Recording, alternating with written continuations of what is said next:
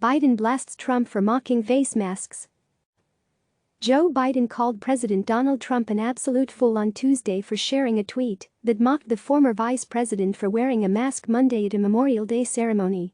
In an interview with CNN's Dana Bash in Delaware, Biden's first in-person interview since being knocked off the campaign trail by the coronavirus pandemic, the presumptive Democratic presidential nominee said Trump is fueling a cultural opposition to wearing masks when every leading doc in the world is saying we should wear a mask when you're in a crowd.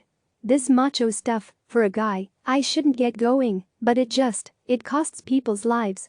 It's costing people's lives, Biden said.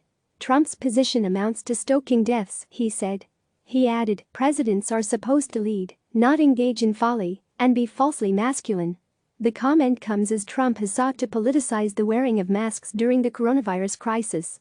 Trump himself has not worn a mask during factory tours in recent weeks, even as public health experts have recommended wearing them. View 2020 presidential election polling. Biden made his comments the day after his first public outing following 2 months at home in Delaware as the coronavirus pandemic has spread, forcing a halt to in-person campaign events. The former vice president and his wife Jill on Monday wore black masks as they laid a wreath at the Delaware Memorial Bridge. Fox News host Brit Hume tweeted a photo of Biden's face in the mask with the comment, "This might help explain why Trump doesn't like to wear a mask in public." Trump later retweeted Hume.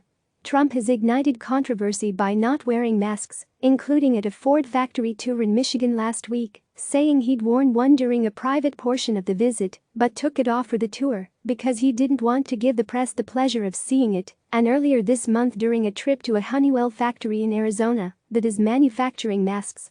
White House Press Secretary Kayleigh McEnany said during a briefing that it was peculiar for the former vice president to don a mask outdoors because he doesn't wear one all the time at home, though federal guidelines do not recommend masking among people living together.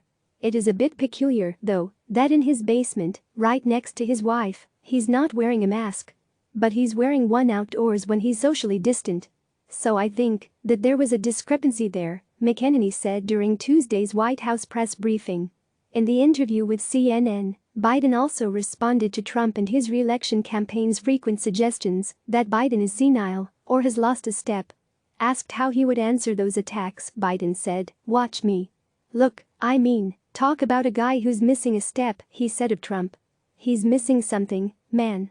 And he criticized Trump for repeatedly lying about voter fraud.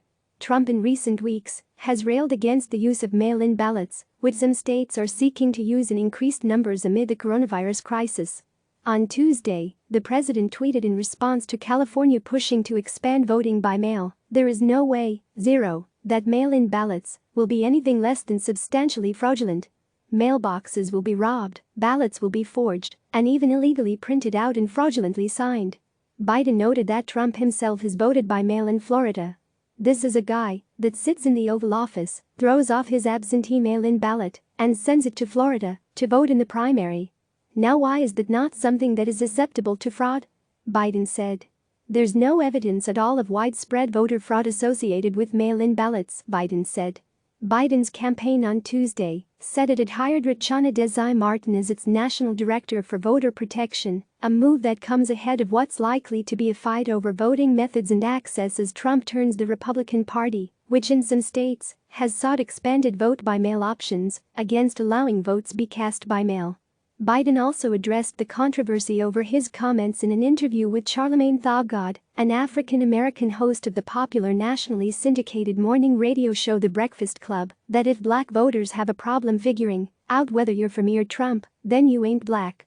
Biden had sought to walk back that comment hours afterward, and Democratic Representative Jim Clyburn of South Carolina, the top-ranking African-American in the House and a close Biden ally, said on ABC's The View Tuesday that he cringed, no question about that, when he heard Biden's remark.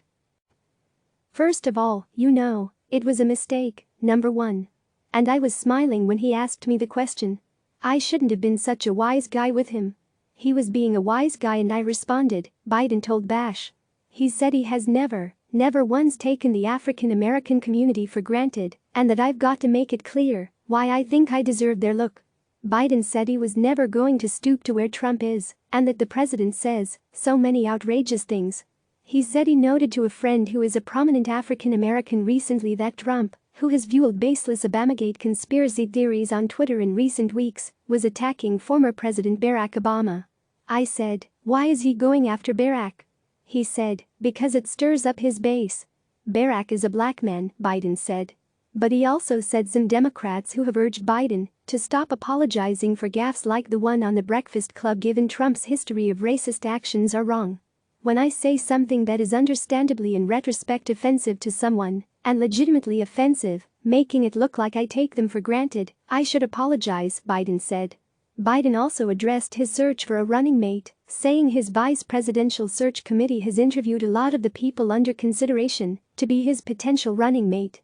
The presumptive Democratic presidential nominee would not commit to choosing a woman of color as his running mate, saying that we haven't gotten there yet. Click subscribe to receive the latest news.